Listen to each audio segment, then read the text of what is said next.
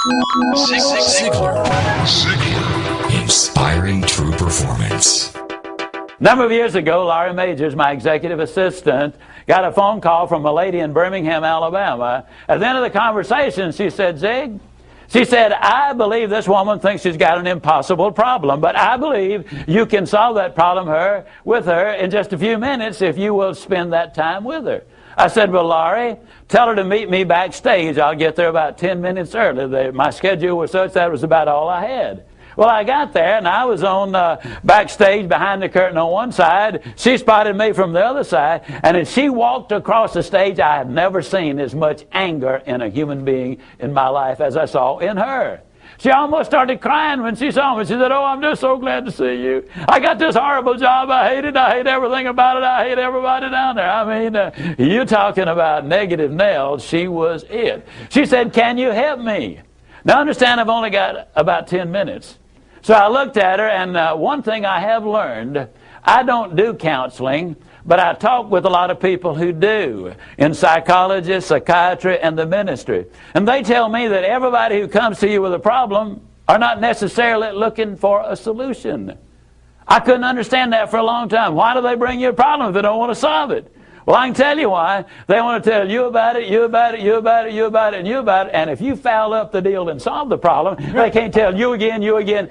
They want the attention that goes with the problem, and every company just about it has that kind of an individual. They want the attention that goes with griping and complaining. Well, I looked at the lady, and it wasn't unkindly, but firmly I said to her, yes, and you know, ma'am, I'm afraid your problem is about to get worse. She said, what do you mean? I said, I believe they're going to fire you. She was stunned. I couldn't have stunned her more if I'd hit her in the face with a bucket of ice water. She said, fire me? Why on earth would they fire me? The inflection in her voice clearly said, they're the bad guys, I'm the good guy. Why don't they fire them and keep me? Have you ever noticed that people who are the problem never recognize that they are? They're in complete denial. They think denial is just a river in Egypt. Why would they fire me?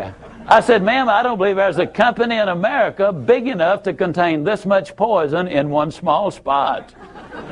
Have you ever noticed that when somebody is about to lose something they've been complaining about, whether it's a car, a home, a mate, a job, or whatever, when all of a sudden it appears they're going to lose them, it takes on brand new value. She looked at me and said, well, what can I do?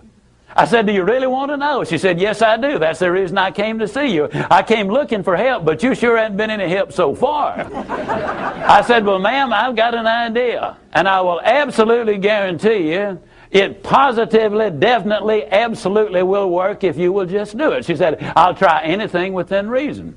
I said, okay, when you get home tonight, all of your household tasks are complete. It's bedtime. Get off in a room right by yourself. Get a sheet of paper out, and at the top of it write, I like my job because. She interrupted me. She said, that'll be easy. I don't like nothing about that job. Don't like nothing about those people down there.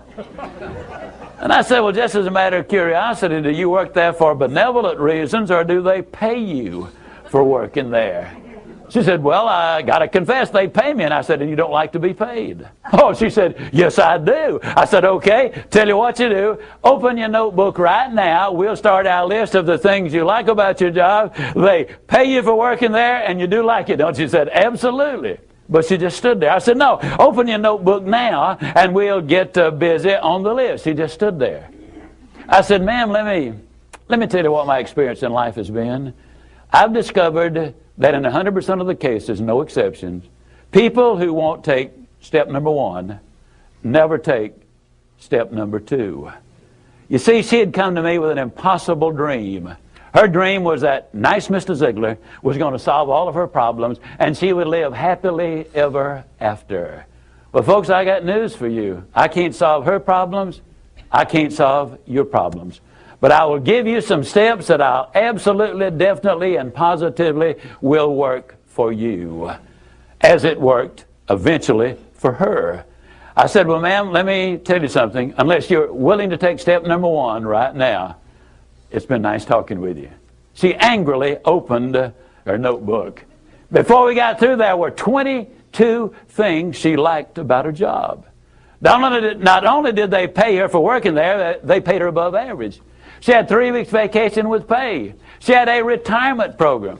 She was in on profit sharing. She had health insurance, life insurance, and accident insurance. She lived less than 10 minutes from home. She was in on management decisions. The company sent her to 3 seminars a year to be paid for. She had her own private office and parking place. 22 things that she liked about her job.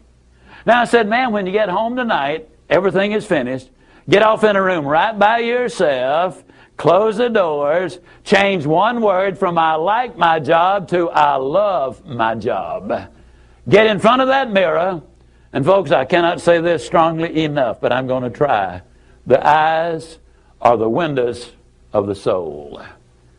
Look yourself in the eye, and with excitement and enthusiasm, say, I love my job because they pay me for working there. I love my job because they pay me above average for working there. I love my job because I have a wonderful insurance program. I love my job before every one of the statements. You will sleep better that night. You see, there's something hidden in what I'm saying to you now. When she says, I like my job, she's really saying, I'm grateful for my job. And of all of the emotions we can have, according to Hans Selye, the #1 stress specialist in America, the healthiest of all human emotions is gratitude. I said, you go down that list. I like my job. I love my job, rather. That is a way of gratitude. You'll sleep better the first night. Tomorrow morning, when you get up, get back in front of the mirror just before you go to work. Get back in front of the mirror and repeat the process again with excitement and enthusiasm. I love my job because, and take the list with you. Because the reality is, you see, you will have started to change from a fault finder to a good finder. Some people do really find fault like there's a reward for it. They really do. Take the list with you, and you will be able to add to that list, absolutely guaranteed. Do this every morning and every night, and you will have an astonishing recovery from this advanced case of stinking thinking. Now, I didn't say that to her, but I'm saying it to you. That's what it was. It was an advanced case of stinking thinking. Well, 6 weeks later, I was back in Birmingham, Alabama. I was doing a follow-up sales seminar. Now, the lady was not in sales, but she had been listening to my tapes. She had been listening to Automobile University, and she had discovered that everybody sells. Everybody who will ever hear this is in selling. Whether you're a school teacher, a civil service worker, a military personnel, an executive secretary, it doesn't make any difference. What you do, you sell every day of your life. There she was at the sales seminar, seated on the front row, grinning so wide she could have eaten a banana sideways. I'm telling you, you're talking about somebody that was excited. She was turned on. I said, well, how you doing?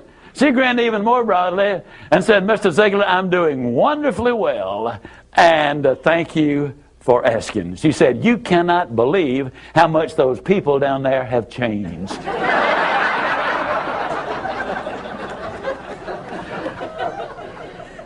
I got to lay it on the line, folks.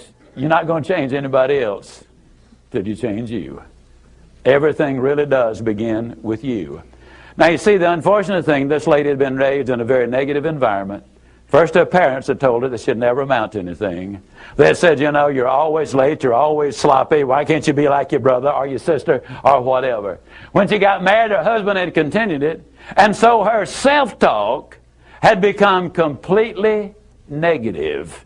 Everything that she said about herself was negative. Like Dad said, I'll never amount to anything. Or like my husband says, I can't do anything right. But when she started changing the input, then some radical changes